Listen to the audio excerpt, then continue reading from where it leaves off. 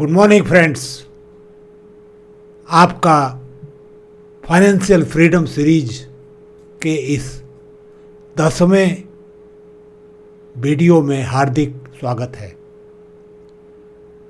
मैं हूं रामचंद्र राय और आप देख रहे हैं प्रयास विकल्प, एक चैनल जो आपके व्यक्तित्व को सही जानकारी दे करके मजबूत बनाता है, इफ़ेक्टिव बनाता है, सक्सेसफुल बनाता है।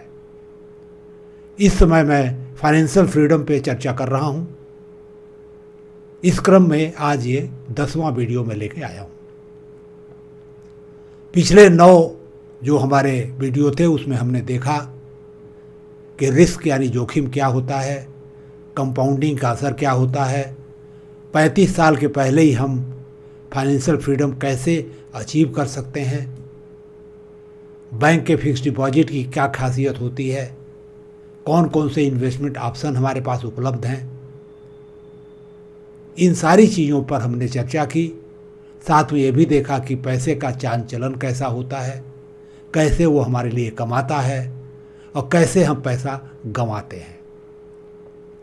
दोस्तों, चूँकि हमारा एक बैकग्राउंड बन चुका है तो आज हम इस स्थिति में हैं कि हम म्यूचुअल फंड के ऊपर चर्चा शुरू करें, क्योंकि एक बहुत पॉपुलर मोड ऑफ इन्वेस्टमेंट बन चुका है आज की डेट में, जो रिस्क को भी मैनेज करता है, महंगाई को भी मैनेज करता है और आपको पैसे की चिंता से मुक्त करने में काफ़ी हद तक सहायक सिद्ध होता है। आप SIP कर सकते हैं, लमसम कर सकते हैं, जैसी आपकी स्थिति हो। आप 500 रुपये से लेकर के कितना भी चाहें SIP कर सकते हैं, इससे कम के भी SIP उपलब्ध है। तो ये बहुत ज़रूरी हमारे लिए जानना कि म्यूचुअल फंड क्या होता है, कैसे काम कर सकता है, क्या चीज़ें आपको जाननी चाहिए, क्या चीज़ें समझनी चाहिए, क्या सावधानियां आपको बरतनी चाहिए। आज दोस्तों मैं इस बात पे चर्चा करने जा रहा हूँ कि आफ्टर ऑल म्यूचुअल फंड क्या होता है, इसको म्यूचुअल फंड बोला क्यों जाता है, इसके पीछे की क्या फिलॉसफी है। इसलिए आप इस वीडियो के अंत तक बने रहें ताकि आप इसके स्वभाव को समझ सकें, तभी आप सही निर्णय ले पाओगे। दोस्तों, इसके पहले कि मैं इस विषय पर चर्चा शुरू करूं, आपसे ये बात शेयर करूंगा कि आप हमारा लाइव सेशन अटेंड कर सकते हैं, डिस्कशन फोरम में भाग ले सकते हैं, पर्सनालिटी डेवलपमेंट प्रोग्राम अटेंड कर सकते हैं और आपकी आर्थिक स्थिति आप और हमारे बीच में बाधा नहीं बनेगी। डिटेल के लिए डिस्क्रिप्शन बॉक्स में जाइए, जो भी लिंक है उनको क्लिक करिए, कंटेंट को देखिए और फिर निर्णय लीजिए कि आपको क्या करना है। आप हमारे वेबसाइट पर भी जा सकते हैं, वहाँ भी सारी सूचनाएं उपलब्ध हैं। दोस्तों, आइए अब हम लोग इस विषय पर चर्चा करते हैं कि म्यूचुअल फंड आखिर में होता क्या है। अभी तक हमने आपसे चर्चा की इक्विटी शेयर क्या होता है, डेट क्या होता है, फिक्स डिपॉजिट क्या होती है, डिबेंचर क्या होता है, लेकिन ये म्यूचुअल फंड किस चिड़िया का नाम है, इसको म्यूचुअल क्यों बोलते हैं। तो दोस्तों, हम आज जो चर्चा करने जा रहे हैं ये आपके कॉन्सेप्ट को बिल्कुल क्लियर कर देगा। दोस्तों, इसे म्यूचुअल इसलिए बोलते हैं कि कुछ लोग एक कॉमन ऑब्जेक्टिव से पैसा एक असेट मैनेजमेंट कंपनी के पास जमा करते हैं, जिसको बोलते हैं कॉमन पूल। एक कॉमन पूल बनता है जिसमें जो लोग भी पैसा कंट्रीब्यूट करते हैं अपनी क्षमता के अनुसार, वो इकट्ठा किया जाता है और एक निश्चित उद्देश्य के लिए उसका निवेश किया जाता है। यानी इस ग्रुप में जो लोग भी होते हैं, जो लोग भी पैसा जमा करते हैं, चाहे SIP से करें, चाहे वन टाइम करें, चाहे जो भी करें, उन सबका एक टाइप का एक्सपेक्टेशन होती है, एक तरह का बिहेवियर होता है, एक तरह के डर होते हैं, एक तरह के उद्देश्य होते हैं। इसलिए इसे म्यूचुअल फंड बोला जाता है। उदाहरण के तौर पर मैं कहना चाहूँगा कि अगर कोई आदमी रिस्क लेना चाहता है, यंग आदमी है, कमा रहा है, पूरी ज़िंदगी पड़ी है और वो रिस्क लेने को तैयार है, तो वो अपना पैसा इक्विटी कैपिटल में लगाना चाहेगा। लेकिन अगर डाइवर्सिफिकेशन का बेनिफिट उसको चाहिए तो वो म्यूचुअल फंड का रास्ता चुनेगा।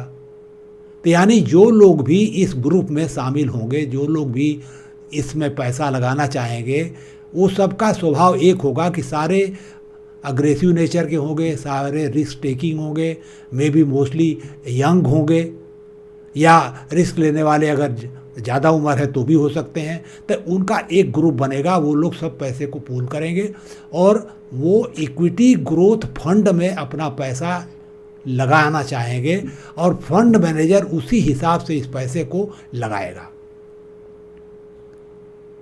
तो इसको अग्रेसिव फंड आप बोल सकते हो।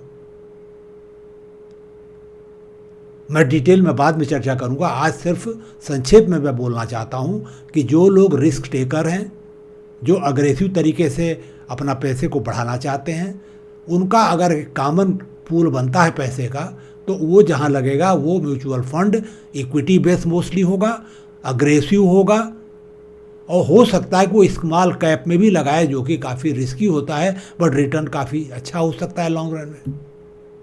इसके विपरीत अगर कुछ ऐसे लोग हैं जिनको पैसे की चिंता है, अपना पैसा खो नहीं सकते, मान लीजिए वो गरीब लोग हैं, उनके पास कोई प्रॉपर्टी नहीं है, कोई खतरा उठाने की क्षमता नहीं है, तो वो लोग ऐसा चाहेंगे कि हमारा पैसा बिल्कुल सुरक्षित रहे, किसी तरह का रिस्क न रहे, जीरो रिस्क पे वो पैसा लगाना चाहते हैं। लेकिन साथ में वो ये भी चाहते हैं कि बैंक में जो पैसा मिलता है डिपॉजिट पे, उससे कुछ ज़्यादा भी कमा लें।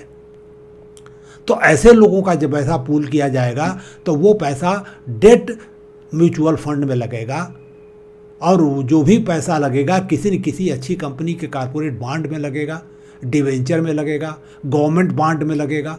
तो इस तरह के फिक्स इनकम सिक्योरिटीज़ में लगेगा, ताकि उनका पैसा सुरक्षित रहे, चाहे मार्केट ऊपर जाए, मार्केट नीचे जाए, कुछ भी हो, उनके पैसे पर असर न हो, उनके रिटर्न पर असर न हो। हालांकि उनका रिटर्न निश्चित रूप से उन लोगों से कम मिलेगा जो लोग रिस्क ले रहे हैं, जो लोग अपना पैसा इक्विटी में लगाते हैं।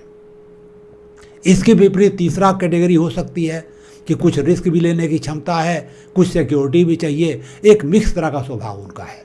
तो ऐसे लोग जब पैसा अपना इकट्ठा करेंगे तो निश्चित रूप से वो लोग अपना पैसा या तो बैलेंस फंड में लगाएंगे, हाइब्रिड फंड में लगाएंगे, मल्टी एसेट फंड में लगाएंगे। यानी कि वो कुछ पैसा इक्विटी में लगाएंगे, कुछ पैसा डेट में लगाएंगे, कुछ पैसा गोल्ड में लगाएंगे, कुछ पैसा रियल एस्टेट में। तो सब मिला जुला के वो लोग अपने रिस्क को डाइवर्सिफाई करके एक मिडिल पाथ अपना करके एक स्टेबल इनकम पैदा करना चाहेंगे। ना बहुत ज़्यादा रिस्क लेंगे, ना बहुत ज़्यादा सेफ्टी उनको चाहिए। तो हमने 3 स्पेक्ट्रम आपको बताया कि ये लोग पैसा लगा सकते हैं, तो उस तरीके से वो अपना फंड भी सिलेक्ट करेंगे। दोस्तों, इसके अगले वाले वीडियो में डिस्कस करने जा रहा हूँ कितने तरह के म्यूचुअल फंड होते हैं, उनका क्या स्वभाव होता है। आज केवल मैं म्यूचुअल फंड की फिलॉसफी पे आपसे चर्चा कर रहा हूँ, ताकि आपको ये चीज़ बिल्कुल क्लियर हो जाए। अब आप देखिए कि ये जो लोग भी हैं, जितने लोगों ने एक पूल बनाया है, सब लोग उसके शेयर ओनर हैं। उस पैसे के जितना पैसा उन लगाया उस रेशियो में उसके ओनर हैं वो। अब उस पर जो भी प्रॉफिट लॉस होगा, गेन होगा, लॉस होगा, उसको प्रोपोर्शनेटली ये सब लोग मिलकर शेयर करेंगे। उनका उद्देश्य है एक है, रिस्क लेने की कैपेसिटी एक जैसी है, तो उसी हिसाब से वो जो भी लॉस होगा या प्रॉफिट होगा उसको ये लोग शेयर करेंगे। और एक बात और है कि ये पैसा ये लोग चाहते तो खुद किसी डिबेंचर में लगा सकते थे, खुद एफडी में लगा सकते थे, या खुद इक्विटी शेयर खरीद सकते थे। लेकिन चूंकि इनके पास उतना नॉलेज नहीं है, ना उनके पास समय है, ना समय दे सकते हैं, तो इसलिए उन्होंने एक म्यूचुअल फंड को चुना। तो आफ्टर ऑल ये मैनेज कौन करता है, कौन इंश्योर करता है कि उनके जो भी ऑब्जेक्टिव हैं, जो फाइनेंशियल ऑब्जेक्टिव हैं, जो उनका रिस्क लेने का स्वभाव है, उसके अनुसार जो उद्देश्य उन्होंने बना रखे हैं उनको पूरा किया जा सके, बखूबी पूरा किया जा सके। तो इसके लिए एक प्रोफेशनल मैनेजर होता है जो उनके इस फंड को मैनेज करता है। असेट मैनेजमेंट कंपनी होती है जो पूरे सिस्टम को चलाती है, वो फंड मैनेजर हायर करती है, एक रिसर्च टीम हायर करती है, एक पूरा वो लोग रिसर्च करके तब इन्वेस्टमेंट करते हैं, ताकि जो इसके इन्वेस्टर्स हैं उनके ऑब्जेक्टिव को बखूबी पूरा किया जा सके और इनका रेपुटेशन मार्केट में बढ़ सके। अब सवाल है कि ये काम फ्री में तो होगा नहीं, इसकी कुछ कीमत होगी। जो आप प्रोफेशनल मैनेजर रखोगे उसको सैलरी देनी पड़ेगी, टीम के सैलरी देनी पड़ेगी। जो आप इक्विटी शेयर खरीदोगे उसको कस्टडी में उसको रखना पड़ेगा, उसके खर्चे होंगे। जब आप सेल परचेज करोगे उसके ब्रोकरेज के खर्चे होंगे। ये सारे खर्चे जो है कौन बियर करेगा? ये सारे खर्चे उन्हीं लोगों को बियर करने हैं जिनका पैसा है, जिनको रिटर्न मिलना है इससे। इसको बोलते हैं एक्सपेंस रेशियो।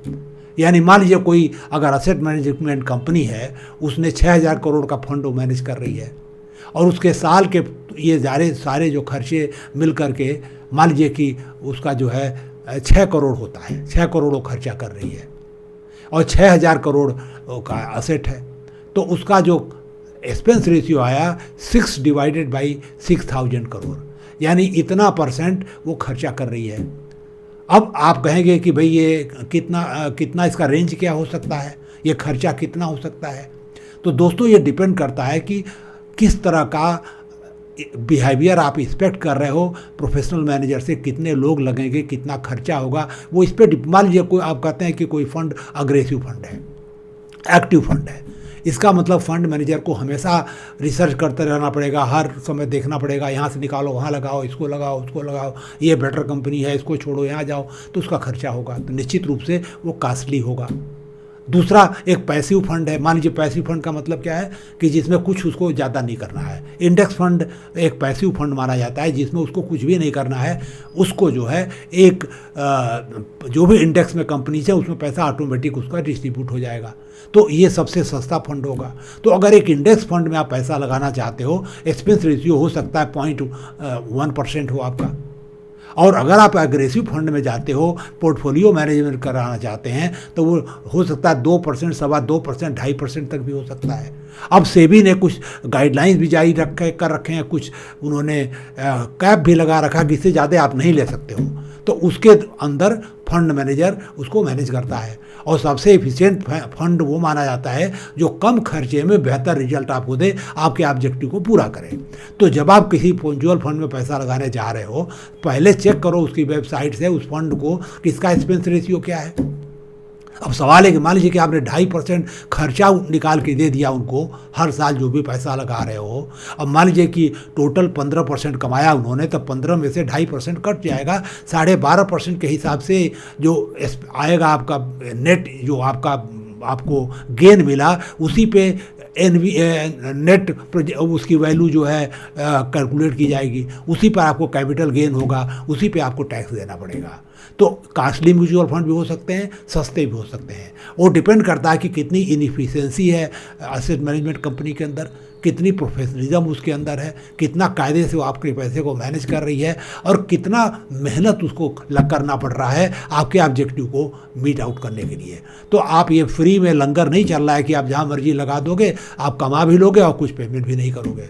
लेकिन आपको ये देखना है कि कोई भी व्यक्ति अगर 1.5% से ज़्यादा एक्सपेंस रेशियो दिखा रहा है तो निश्चित रूप से वो इनएफिशिएंट फंड है, वहाँ आपको पैसे नहीं लगाने चाहिए, क्योंकि वो आदमी शायद आपको अपने चीज़ को कायदे से मैनेज नहीं कर रहा है।